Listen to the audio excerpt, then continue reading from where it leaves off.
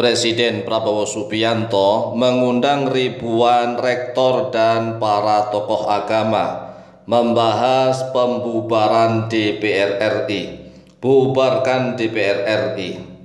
Ribuan kiai, ulama, pastor, pendeta, biksu, dan ribuan tokoh agama yang lainnya, serta rektor dari universitas seluruh Indonesia, kemudian dekan, guru besar, dosen, dan para cendekiawan, serta para tokoh akademisi sudah merasa gerah dengan kinerja para anggota Dewan Perwakilan Rakyat Republik Indonesia yang sudah berkali-kali para anggota DPR RI menolak rancangan undang-undang perampasan aset tindak pidana korupsi.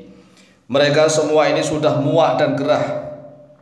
Oleh sebab itulah, mayoritas rakyat Indonesia sudah merasa muak dengan para anggota Dewan Perwakilan Rakyat Republik Indonesia, dan mayoritas rakyat Indonesia menuntut kepada Presiden Prabowo Subianto untuk segera membubarkan Dewan Perwakilan Rakyat Republik Indonesia.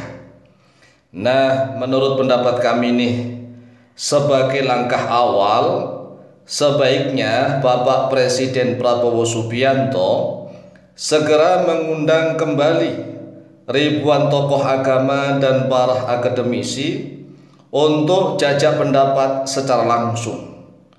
Karena para tokoh agama dan para tokoh akademisi dinilai sudah mampu mewakili populasi rakyat Indonesia.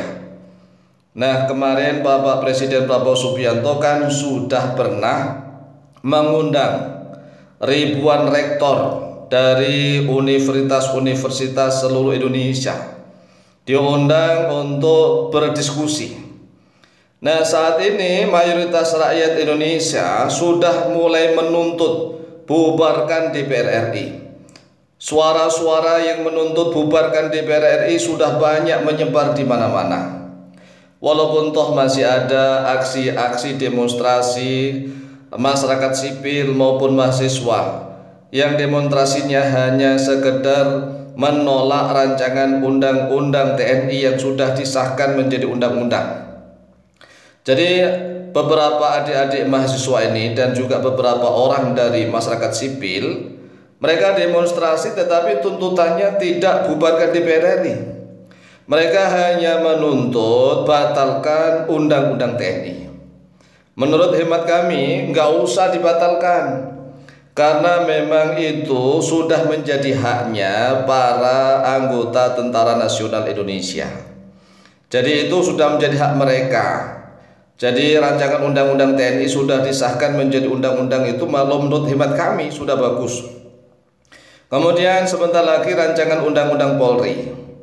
Rancangan undang-undang Polri ini akan segera dibahas dan disahkan oleh para anggota DPR RI kita. Agar adil nih ya seluruh rakyat Indonesia, agar paham, agar adil karena TNI sudah dibahas dan disahkan.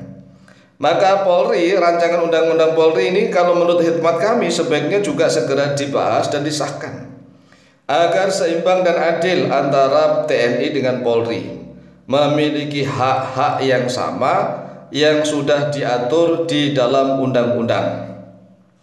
Namun para anggota DPR RI ini juga harus bersikap adil kepada seluruh rakyat Indonesia, yaitu rancangan undang-undang perampasan aset tindak pidana korupsi.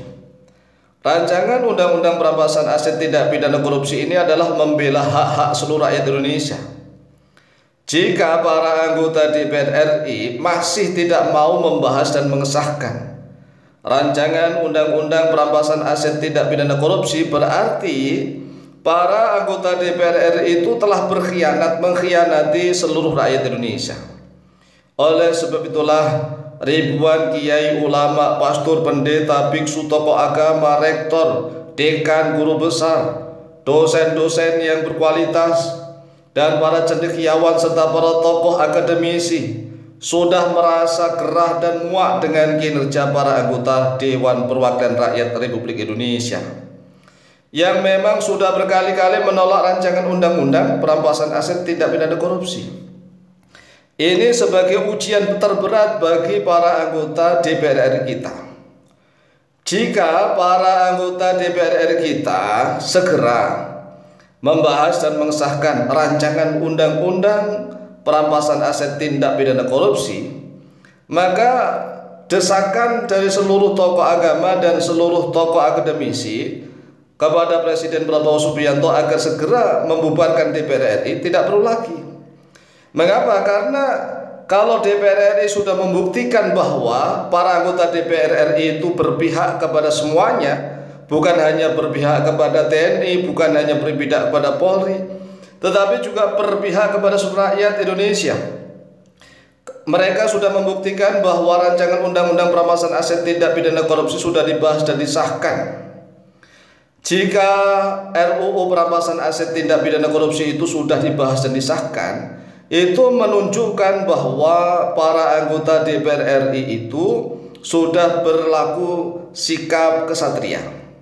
Mereka sudah menunjukkan sikap kesatria. Namun jika mereka tidak mau dan tidak berani membahas dan mengesahkan rancangan undang-undang perampasan aset tindak pidana korupsi, jelas-jelas mereka bukan kesatria, tetapi mereka adalah para pecundang-pecundang yang duduk di dalam gedung dewan, yang ingin dihormati oleh siapapun, ingin dielu-elukan oleh seluruh rakyat, tetapi mereka pengkhianat kepada rakyat.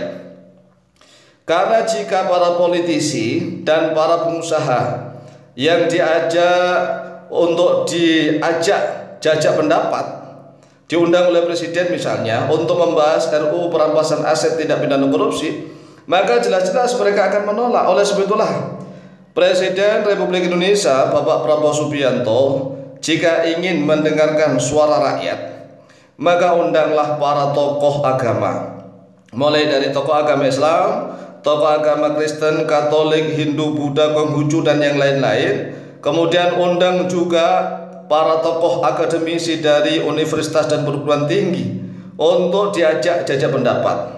Jangan mengundang para politisi dan para pengusaha. Karena sekali lagi, jika para politisi dan para pengusaha yang diajak jajak pendapat untuk membahas rancangan undang-undang perampasan aset tindak pidana korupsi, maka jelas-jelas mereka akan menolaknya. Karena rancangan undang-undang perampasan aset tindak pidana korupsi ini sangat ditakuti oleh para politisi dan oleh para pengusaha. Karena rancangan undang-undang perampasan aset tindak pidana korupsi ini akan melindungi hak-hak seluruh rakyat Indonesia dan akan berbuat tegas kepada para pejabat di negeri kita. Demikian, semoga manfaat dan barokah, lebih dan kurang mohon maaf. Wallahu taala a'lam bishawab.